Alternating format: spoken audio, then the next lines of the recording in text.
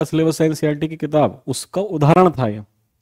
और वहां क्लियर इसको बताया हुआ है कि इस समीकरण का या इस जेड का न्यूनतम मान या न्यूनतमीकरण नहीं किया जा सकता, क्योंकि ये जो अवरोध दिए हुए हैं इनके सुसंगत कोई भी ऐसा क्षेत्र नहीं आएगा जो सबको सेटिस्फाई करता हो। तो उसने ये लिखा हुआ है कि इनका ऐसा कोई भी बिंदु नहीं होगा जो सारे अवरोधों को संतुष्ट करता हो, और कोई सुसंगत क्षेत्र ही नहीं होगा तो उसमें हम दिए हुए फंक्शन या फलन को मिनिमाइज या मैक्सिमाइज नहीं कर सकते। तो कोई हल नहीं है इसका। पर आप कहेंगे सर ऐसा बोलने से थोड़ा ना काम होगा, लिखना भी तो पड़ेगा, लिख कर दिखा देते हैं इसको। इसमें लिखना क्या है एक्चुअली, तो देखो 5 का फोर्थ पार्ट, एक तो फंक्शन दिया हुआ है, बुक का ही एग्जाम्पल है, और देखो बाकी ये इनइक्वलिटीज दी हुई हैं, x plus y less and equal to 8, 3x plus 5y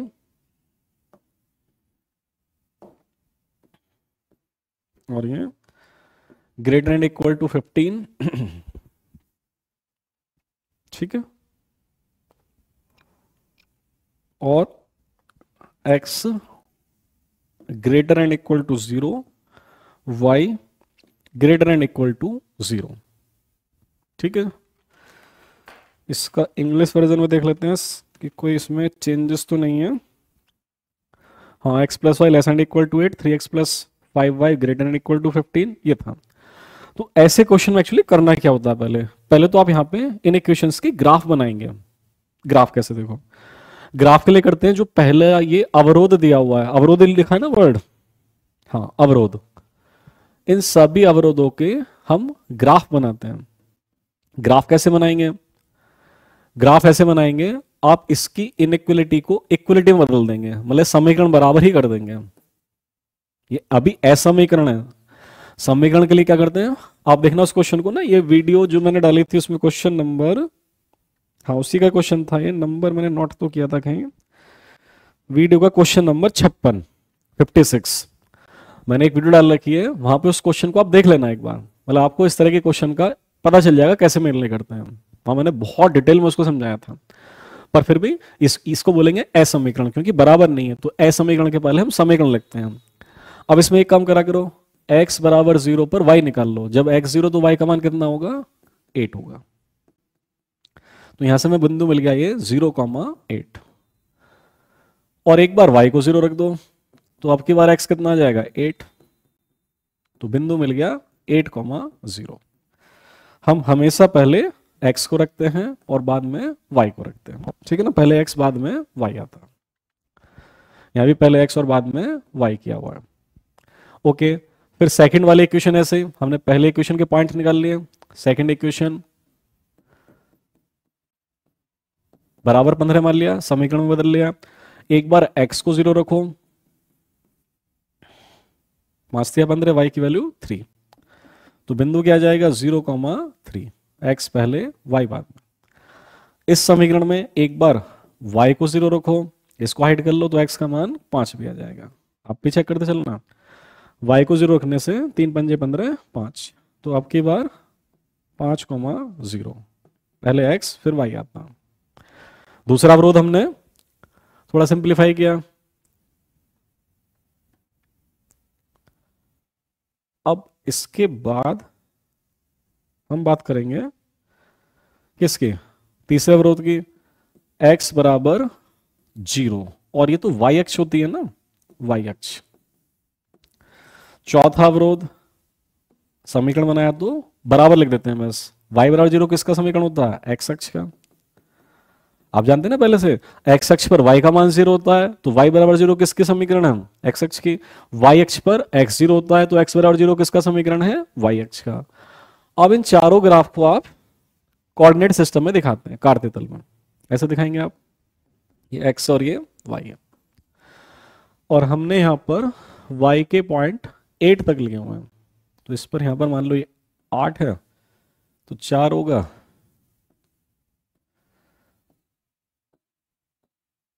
ठीक है, ऐसा दिखा देंगे।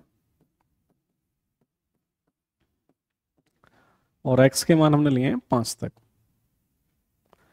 नहीं 8 तक लिया मैं, 8 मान लो, ठीक है।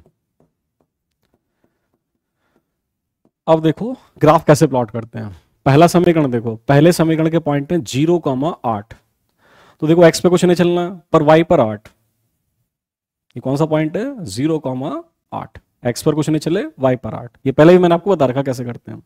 फिर 8,0, यानी x पे कितना चले? 8, और y पे कुछ नहीं चले। तो जो पहला ग्राफ है वो ऐसे सीधी रेखा होगी। आप परफेक्ट स्केल मान के करेंगे तो सीधी भी दिखेगी। ये पहला समीकरण है, x प्लस वाई बराबर 8, ठीक है। चलिए अब दूसरा 3x प्लस 5y बराबर 15। इसके पॉइंट देखो, x पर 0, y पर 3। x पर 0 है और y पर 3 भी है, ठीक है। तो ये मैं सब इससे दिखा देता हूं, x पर 0 है तो y पर 3 है, ये 0,3 पॉइंट है। और दूसरा पॉइंट है इसका, x पर 5 पर y पर 0, x पर 5 बट y पर 0, ये 5,0 है। ये 8,0 था ये वाला पॉइंट, ठीक है। तो इन्हें जोड़ देंगे आप, तो दूसरी वाली समीकरण ये आएगी, ठीक है। तो ये जो व्हाइट से दिखाया हुआ, ये एक्चुअली ये वाली लाइन थे जो व्हाइट से हमने दिखाया है। ये कौन सी समीकरण है? 3x प्लस 5y बराबर 15। और जो येलो से हमने दिखाया हुआ है, ये कौन सी समीकरण है? x प्लस वाई बराबर 8, ठीक है। और x बराबर 0 यानी कि y अक्ष, ये वाली y अक्ष, ठीक है। और हाँ ये y अक्ष है, तो कौन सी है? y अक्ष है ये, बट समीकरण कौन सी है? x बराबर 0। और चौथे नंबर की y बराबर 0, ये x अक्ष है, ये खुद है ये वाली, ये x अक्ष है। और y बराबर क्या है? इस पे 0 है। x अक्ष का समीकरण y बराबर 0 होता है, ध्यान रखना।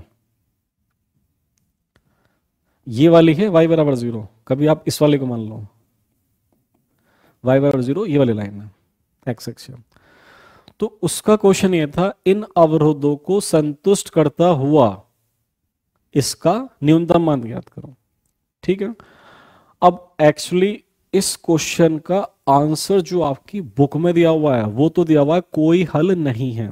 ये क्वेश्चन एक्चुअली वहां से कॉपी किया हुआ था एक तरह से, बस जेड का मान बदल दिया था, ये सारी चीजें ठीक थी। बट एक थोड़ा सा चेंज था, वो चेंज क्या था वो मैं आपको दिखाता हूं। इसमें जो पहली समीकरण थी और जो हमारा समीकरण है, मैंने वो क्वेश्चन नोट किया हुआ था, थोड़ा सा चेंज आता है। रुको आप, ये बढ़िया क्वेश्चन था, मैं आपको दिखाता हूं उसको सिस्टमैटिक।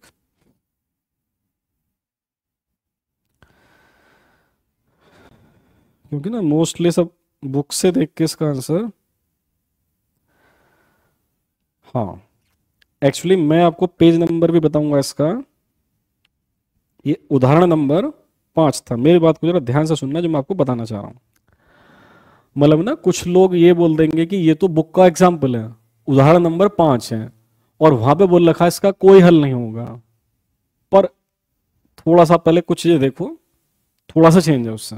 एग्जामिनर ने बढ़िया क्वेश्चन बनाया, दिमाग लगाया उसने। जस्ट ए मिनट, खुला है ये, मैंने यूपीएमएसपी से डाउनलोड किया अभी। ये रैखिक प्रोग्रामिंग चैप्टर नंबर 12, आपके सिलेबस का 12वां चैप्टर। आप भी डाउनलोड कर सकते हो यूपीएमएसपी की वेबसाइट पे, बोर्ड सिलेबस लिख देना, आपको सभी क्लास के सिलेबस मिल जाएंगे। मैं आपको पूरा रेफरेंस देता हूं। ये क्वेश्चन नंबर जो है पेज नंबर 412 पर है, ये एनसीईआरटी बुक का। मैं पूरा देखो आपको रेफरेंस दे रहा हूं। हाँ, एनसीईआरटी बुक में पेज नंबर 412 जो लेटेस्ट सिलेबस की है, आप वेबसाइट से डाउनलोड कर सकते हैं। 412 का उदाहरण नंबर 5 है ये, ठीक है। अब थोड़ा सा आप क्वेश्चन एक बार देख लो, थोड़ा टाइम तो लग रहा है। देखो उसने जेड दिया हुआ था 3x प्लस 2y, ठीक है, 3x प्लस 2y। और साथ में जो अवरोध दिए हुए थे, पहला अवरोध था x प्लस वाई ग्रेटर और इक्वल टू 8। दूसरा था 3x plus 5y less and equal to 15 और x greater and equal to 0, y greater and equal to 0। तो एक्चुअली आप ध्यान से देखो, एक बहुत बड़ा चेंज क्वेश्चन में एग्जामिनर ने कर दिया है, जिसकी वजह से इसका आंसर वो आंसर नहीं हो सकता जो बुक में था। ठीक है ना?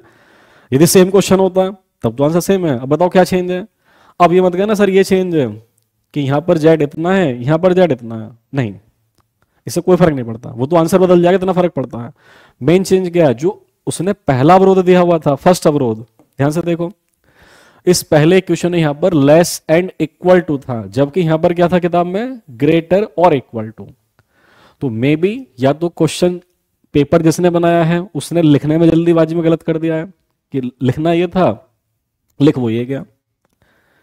ठीक है? तो मेरे अकॉर्डिंग जो एक्चुअलिटी है हम उसको करेंगे। तो वहां बुक में ही बताया हुआ था पहले समीकरण क्या? x प्लस वाई से, इस वाले बुक का देखते हैं, x प्लस वाई से ग्रेटर देन। तो ये लाइन कौन सी है? x, ये सीधी लाइन है। अब ध्यान से देखना, x प्लस वाई बराबर 8, पर ये क्या होना चाहिए? 8 से ज्यादा है। तो 8 से ज्यादा तो कौन सा वाला क्षेत्र हो जाएगा ना? ये वाला क्षेत्र। तो बुक में ही बताया हुआ है कि पहला अवरोध ये बोल रहा है कि x प्लस वाई का मान 8 से बड़ा होना चाहिए, तो इधर जाएगा ना। और दूसरा अवरोध क्या कह रहा है? 3x प्लस 5y का मान 15 से कम होना चाहिए। ठीक है? तो इसका मान 15 से कम, यानी कि नीचे वाला क्षेत्र आएगा, इसके इधर का क्षेत्र आएगा। तो इसलिए कोई भी सुसंगत क्षेत्र नहीं है। मतलब वो कह रहा उधर का एरिया लो, ऐसा एरिया लो जो इसके उधर है और जो उसके इधर है, तो ऐसा कोई एरिया ही नहीं है, तो सुसंगत क्षेत्र नहीं मिल रहा था। पर यहां पर एग्जामिनर ने बहुत अच्छा क्वेश्चन सेट किया। यदि उसने जानबूझ के किया है तो एग्जामिनर ने बहुत बढ़िया क्वेश्चन बनाया हुआ है। अब क्या, आप वो क्षेत्र लो जो x प्लस वाई का मान 8 से कम देगा, तो इसके नीचे नीचे का क्षेत्र लेंगे। तो ध्यान रखेंगे आप यहां पर क्वेश्चन का आंसर लाने के लिए, क्योंकि इसका तो कोई आंसर नहीं है, जो किताब में क्वेश्चन था उसका कोई हल नहीं है। ठीक है ना? कोई सुसंगत क्षेत्र नहीं है। पर अब यहां पे ऐसा चेंज करने से क्वेश्चन ही हो गया इसके नीचे का क्षेत्र, वो एरिया लो जो इसके नीचे आता है। ठीक है? क्योंकि इस लाइन पे तो x प्लस वाई का मान कितना है? 8, पर इसके इधर कितना आ जाएगा? x प्लस वाई का मान 8 से कम आएगा। सेकंड वाले से बड़ा क्षेत्र लो, यानी इसके इधर का लेंगे हम, इसके इधर के क्षेत्र में तो पूरा इधर का पिंक आ जाएगा। यार मैं ऐसे दिखा देता हूं, देखो ये तो पिंक है। ठीक है? ये सारा एरिया, ये सारा एरिया क्या है? ये जो ट्राइंगल सा बन जाएगा या से त्रिभुज, ये x प्लस वाई से 8 से कम है यहां पर सेकंड 3x प्लस वाई 15 से ज्यादा होना चाहिए। तो इस लाइन पर तो 3x प्लस 5y कितना है? 15, पर इससे ऊपर, इससे बड़ा लेना है ना, तो अब इधर का एरिया, दैट मीन्स कौन सा आ गया? ये वाला क्षेत्र आ गया। ऐसे सही है? ये ऐसे क्षेत्र बन जाएगा, इतना पार्ट कॉमन होगा, क्योंकि ये वाला पार्ट इसमें नहीं आएगा। और x अक्ष देखो ये है, इससे ऊपर का एरिया, y अक्ष ये है। तो क्वेश्चन यहां पे सॉल्वेबल है। एग्जामिनर ने बढ़िया क्वेश्चन सेट किया हुआ है कि क्वेश्चन का सॉल्यूशन हो सकता है। अब मैं सबको हटा देता हूं, इन सबको मैं हटाता हूं। हाँ, ये सब मैं रिवर्स कर देता हूं जैसे कि ये थे।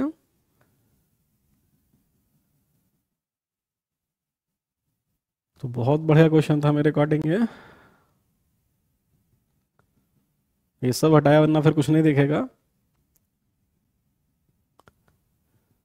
तो हमें वो क्षेत्र लेना है जो सारे अवरोधों को जस्टिफाई करता है। तो वो क्षेत्र कौन सा आएगा? देखो ध्यान से आप, वो क्षेत्र ये आएगा। मान लो यहाँ पे ऐसे मैंने दिखाया आपको, इससे थोड़ा मैं इसको एक्स्ट्रा बोल्ड कर देता हूं, ऐसे ऐसे, फिर ये स्ट्रेट लाइन है, ऐसे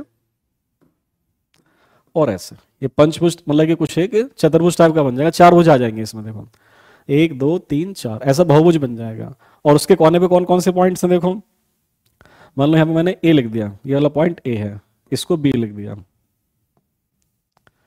ये वाला जो पॉइंट है ए, ये वाला पॉइंट बी, ये मान लो सी पॉइंट ए वाला, और ये वाला पॉइंट मान लो डी। तो ए बी सी डी के जो अंदर घिरा हुआ क्षेत्र है, ये इन सब अवरोधों को जस्टिफाई कर रहा है। आप देख लो, इस अवरोध क्षेत्र के अंदर x प्लस वाई 8 से कम भी होगा, 3x प्लस वाई 15 से ज्यादा भी होगा, x अक्ष, और देखो ये भी ना, x का मान 0 से बड़ा, यानी कि जीरो, वाई एक्स पे कौन सा, एक्स का मान जीरो से बड़ा, तो एक्स का मान जीरो से बड़ा ऊपर की तरफ, वाई का मान जीरो से बड़ा इधर आएगा, तो ये क्षेत्र है। अब सवाल कैसे करते हैं, ये कोणीय बिंदु देखते हैं, कोने, ये जो कोने हैं ये हमारे कोणीय बिंदु हैं, ये सारे क्या हैं, कोणीय बिंदु हैं। अब आप इतना लिखो जल्दी से, इन कोणीय बिंदु से करना क्या होता है, फंक्शन के मान ज्ञात करते हैं हम।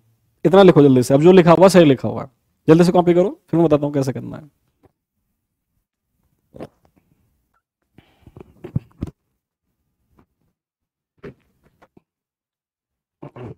ये कोणीय बिंदु हमने निकालने, ठीक है, सही है, क्वेश्चन सॉल्वेबल है, जबकि वहां पे जो क्वेश्चन था उसका सॉल्यूशन नहीं लिख रखा किताब में। ठीक है, तो ये बिंदु ध्यान रखेंगे हम, 0 8 8 0, ए का बिंदु क्या, हम ए बी सी डी को कोणीय बिंदु मान लेंगे हम, ठीक है ना, एक तरफ लिखेंगे कोणीय बिंदु,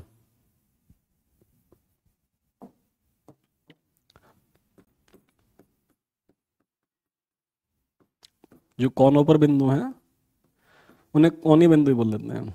और फिर जेड का मान, और जेड कितना था देखना, x+3y, जेड था, और हमारे चार बिंदु आगे थे, ए, ये कितना था 50, ये ना 50,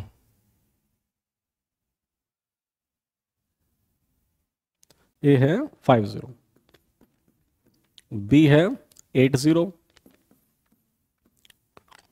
और सी है, देखो ए 50, बी 80, ये 08 और ये 03,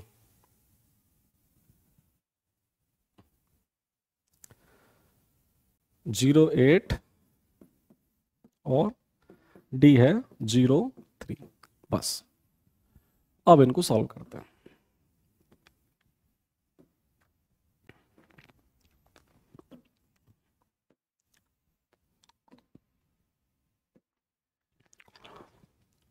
तो एक बार कोने बिंदु चेक कर लो फिर से, 50 80, 50 80, 0803, 0803, और फंक्शन जो दे रखा था x+3y सही है। अब देखो x का मान कितना रखेंगे, x की जगह 5 रखेंगे, अलग से सॉल्व करके दिखाता हूं मैं पहले वाले के लिए। x का मान पहले बिंदु में कितना 5 और y का मान 0, तो z बराबर देखो x की जगह 5 और y की जगह 0, कितना आएगा मान 5, तो यहां पर आप 5 लिख देंगे, ठीक है। इस पॉइंट पर यहां से मान निकाला, x का मान 5, y का मान 0, तो ऐसे आप समझ गए होंगे। अब की बार x का मान 8, y का 0, तो 8 आंसर आ जाएगा, x के प्लेस पे 0, y के प्लेस पर 8, तो 0 हो जाएगा, 8 तिया 24, x के प्लेस पे 0, y के प्लेस पे 3, 3 तिया 9। अब देख लो इन सब में से न्यूनतम मान कौन सा, उसने न्यूनतम पूछा था अधिकतम न्यूनतम मान, तो न्यूनतम मान कितना है 5, तो बस ये लिख देंगे, इसलिए z का न्यूनतम मान 5 होगा। तो यदि इस क्वेश्चन की टाइपिंग सही मान लेते हैं कि जो ऐसा पेपर में वो सही टाइप किया हुआ है, तो इस क्वेश्चन का सॉल्वेबल हो जाएगा, आंसर 5 हो जाएगा, जो मिनिमम मान है। बस ये पॉइंट चेक कर लो, जब x को 5 रखा है तो 5 आएगा, 8 रखा तो 8 आएगा, 8 तिया 24 भी सही है, 3 तिया 9 भी सही है, और जो सबसे कम मान है वो 5 है। बाकी उस वीडियो का वो क्वेश्चन जरूर देख लेना, आपको वो बहुत हेल्प करेगा कि इस क्वेश्चन में ऐसा क्या किया है हमने। वीडियो का क्वेश्चन नंबर 56 था, ठीक है। अब जल्दी से इस टेबल को बना लेंगे, आप कॉपी करेंगे